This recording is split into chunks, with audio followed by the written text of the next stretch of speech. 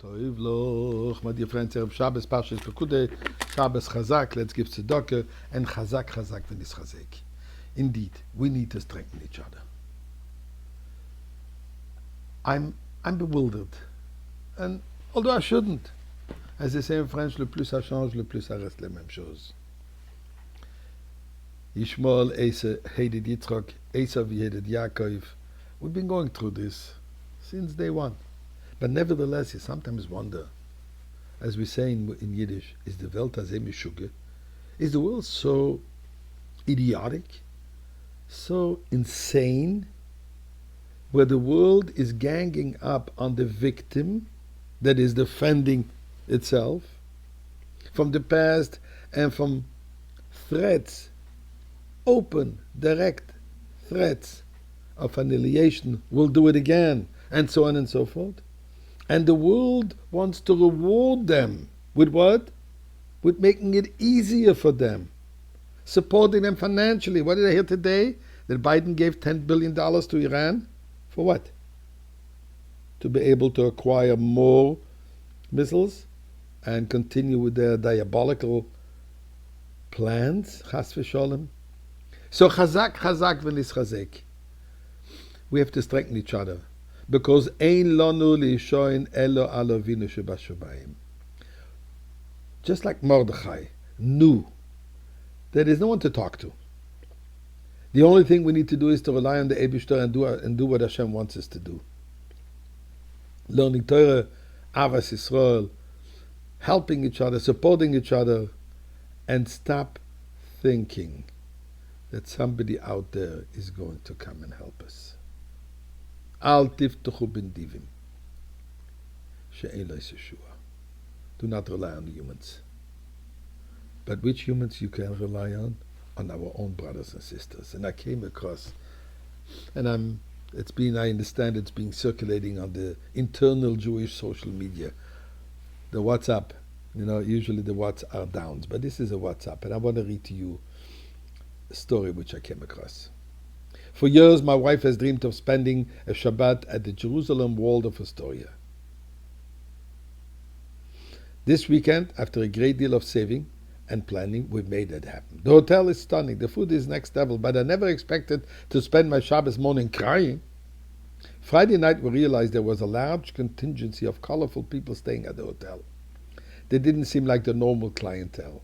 I politely made conversation with a couple of them and learned that they were a large extended family. Their brother, son, father was killed 4 months ago in the line of duty in Gaza.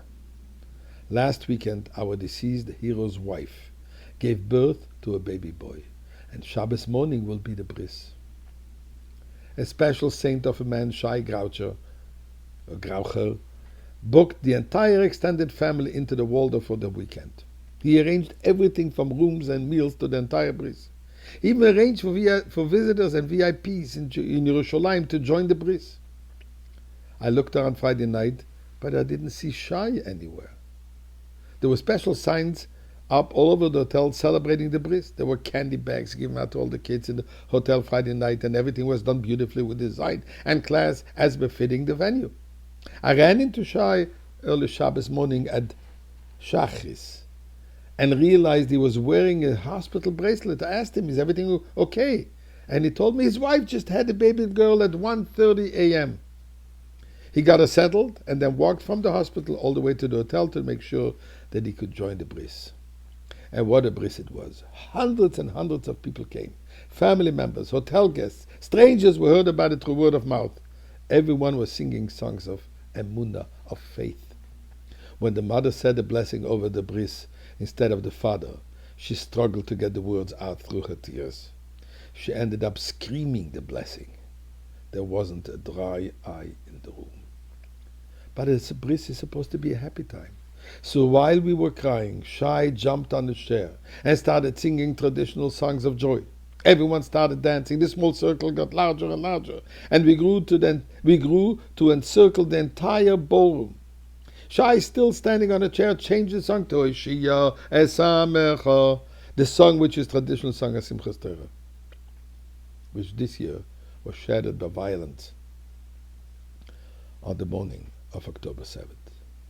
Nobody wanted the dancing to end, and nobody left the circle to go to lunch or talk to a friend. One hotel guest, a visitor from Toronto, turned to me and said, "This is the most beautiful and meaningful bris I've ever seen. None of us knew each other, but for just one moment, we were so close." After Shabbat, while waiting for the valet to bring our car, we saw the mom. She was being held by her own mother as she wheeled the stroller with her newborn out the door with a jumble of little kids in tow. To face reality of life as a newly single mother with little kids and a newborn. She's not a single mother. All of Klal Yisrael is with her. And what a beautiful expression of Aves Yisrael, Achtes Yisrael, which for this alone, Eibishter, this Shabbos in Yerushalayim, Chazak, Chazak, v'nis Chazek.